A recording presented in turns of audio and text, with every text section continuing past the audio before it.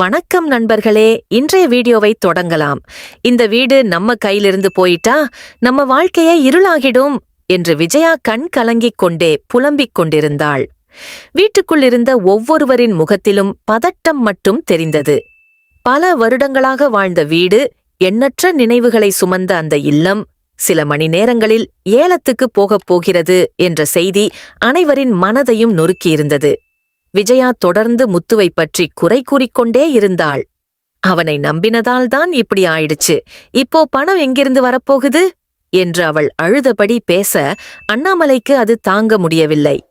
முத்து என்னால முடிந்ததையெல்லாம் பண்ணிட்டு இருக்கான், இரவும் பகலும் ஓடிக்கிட்டு இருக்கான், அவனை குறை சொல்றதுக்கு முன்னாடி அவன் கஷ்டத்தை நினைச்சுப்பார் என்று கோபமாகச் சொன்னார்.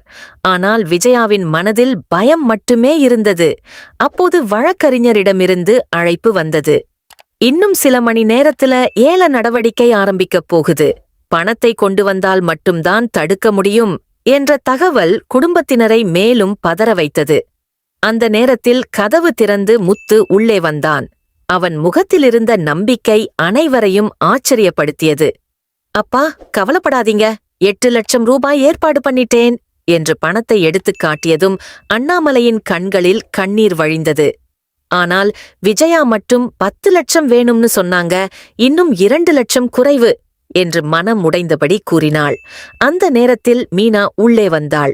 அவளுடைய முகத்தில் சோர்வு இருந்தாலும் நம்பிக்கை குறையவில்லை.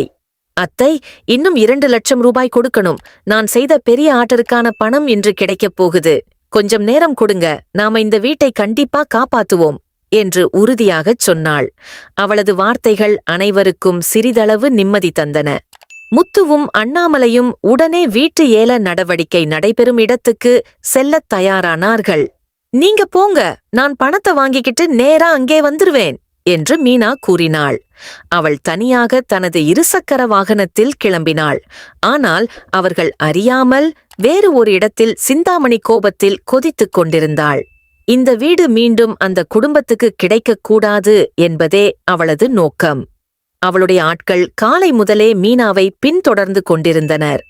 அவளிடம் பணம் கிடைத்தவுடனே அதை பறிச்சிட்டு வாங்க, அவளால ஏல இடத்துக்கு போக முடியக்கூடாது என்று சிந்தாமணி உத்தரவிட்டாள். அந்த வார்த்தைகள் அவளது மனதிலிருந்த கொடூரத்தை காட்டின. மீனா தனது உழைப்புக்கான பணத்தை பெற்றுக்கொண்டாள். பல நாட்கள் தூக்கமின்றி உழைத்து சம்பாதித்த அந்த 2 லட்சம் ரூபாய் அவளுக்கு வெறும் பணமல்ல, குடும்பத்தின் எதிர்காலம். பணத்தை பாதுகாப்பாக வைத்துக்கொண்டு அவள் வேகமாக கிளம்பினாள். ஆனால் சாலையின் ஒரு வெறிச்சோடிய பகுதியில் திடீரென 3 பேர் அவளது வாகனத்தை மறித்தனர். கீழே இறங்கு என்று அவர்கள் மிரட்டிய குரலில் கூறியதும் மீனாவுக்கு பயம் ஏற்பட்டது. உங்களுக்கு என்ன வேண்டும் என்று அவள் கேட்டாலும் அவர்கள் எந்த பதிலும் சொல்லவில்லை. ஒருவன் கத்தியை எடுத்துக் காட்டி மிரட்டினான். வேறு வழியில்லாமல் மீனா விலகியதும் அவர்கள் பணம் இருந்த பெட்டியை பறித்துக் கொண்டு ஓடினர். அது எங்களோட வாழ்க்கைடா, அதை எடுத்துட்டு போகாதீங்க என்று மீனா கத்திக்கொண்டு அவர்களை துரத்தினாள்.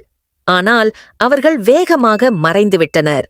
சாலையோரத்தில் நின்று கொண்டிருந்த மீனா உடைந்து போனாள். அவள் கண்ணீரோடு முத்துவுக்கு அழைத்தாள். நடந்ததையெல்லாம் சொன்னாள். அந்த செய்தி முத்துவை அதிர்ச்சியில் ஆழ்த்தியது. நீ எங்க இருக்கேன்னு சொல்லு, நான் உடனே வர்றேன் என்று அவன் கூறி வண்டியை திருப்பினான். முத்து சம்பவ இடத்துக்கு வந்ததும் மீனாவின் நிலையை பார்த்து மனமுடைந்தான். ஆனால் அந்த நேரத்தில் அவன் கோபத்தை விட முடிவெடுக்கும் திறமையே மேலோங்கியது. அவங்க எந்த பக்கம் ஓடினாங்க என்று கேட்டான். மீனா காட்டிய திசையில் அவன் வேகமாக ஓடினான். சில தூரத்தில் அந்த திருடர்கள் இன்னும் தப்பிக்க முயன்று கொண்டிருந்தனர். முத்துவை கண்டதும் அவர்கள் மேலும் வேகமாக ஓடத் தொடங்கினர். அதே சமயம் அந்த பகுதியில் காவல் ரோந்தில் இருந்த அருண் என்ற அதிகாரி அவர்களை கவனித்தார். சந்தேகத்திற்கிடமான ஓட்டத்தை பார்த்த அவர் உடனே வாகனத்தை நிறுத்தி அவர்களை துரத்தினார். சில நிமிடங்களில் திருடர்கள் மாட்டிக்கொண்டனர். அருண் அவர்களை பிடித்து விசாரிக்க முயன்றபோது அவர்கள் பணத்தை கீழே போட்டுவிட்டு தப்பிச் சென்றனர். அதற்குள் அங்கே வந்த முத்து அந்த பணம் தங்களுடையது என்று கூறினான். ஆனால் அருண் எச்சரிக்கையாக இருந்தார். யார் சொன்னாலும் உடனே நம்ப முடியாது, உண்மையான உரிமையாளர் வந்தாதான் கொடுக்க முடியும் என்றார். முத்துவுக்கு கோபம் வந்தாலும் அருணின் கடமை உணர்வை புரிந்து கொண்டான். உடனே மீனாவை அங்கே வரச் சொன்னான். சில நிமிடங்களில் மீனா அங்கே வந்தாள். அவளை பார்த்ததும் அருணுக்கு எல்லாம் புரிந்தது. மீனா பணம் எப்படி பறிக்கப்பட்டது, அதை மீட்க முத்து எப்படி ஓடி வந்தான் என்பதையும் விளக்கினாள். அருண் அந்த குடும்பத்தின் நேர்மையை உணர்ந்தார். இந்த பணம் உங்களுடையதுதான், கவனமா எடுத்துக்கங்க என்று கூறி பணத்தை ஒப்படைத்தார். மீனாவின் கண்களில் நன்றி கண்ணீர் வழிந்தது. இது இல்லையென்றால் எங்கள் வாழ்க்கையே சிதறியிருப்பது என்று அவள் கூறினாள். அருண் சிரித்தபடி, உங்க உழைப்பை யாரும் திருட முடியாது, சீக்கிரம் போங்க, உங்களுக்கு முக்கியமான வேலை இருக்குன்னு தெரிகிறது என்றார். மீனாவும் முத்துவும் நேரத்தை வீணாக்காமல் ஏல நடவடிக்கை நடைபெறும் இடத்துக்கு புறப்பட்டனர். அந்த வழியில் இருவரும் ஒருவருக்கொருவர் தைரியம் சொல்லிக் கொண்டே சென்றனர். நாம இவ்வளவு தூரம் வந்தாச்சு, இனிமேலும் வெற்றி நம்மதுதான் என்று முத்து கூறியபோது மீனாவின் மனமும் உறுதியடைந்தது. அதே நேரத்தில் சிந்தாமணி பதட்டத்தில் இருந்தாள். அவளது திட்டம் தோல்வியடைந்த செய்தி அவளை கோபத்தின் உச்சத்துக்கு கொண்டு சென்றது.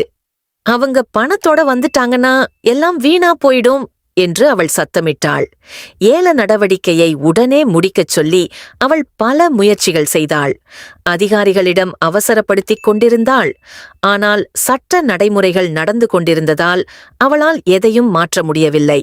அந்த நேரத்தில் மண்டபத்தின் கதவு திறந்து மூச்சு வாங்காமல் ஓடிவந்த முத்துவும் மீனாவும் உள்ளே நுழைந்தனர். ஒரு நிமிஷம், ஏலத்தை நிறுத்துங்க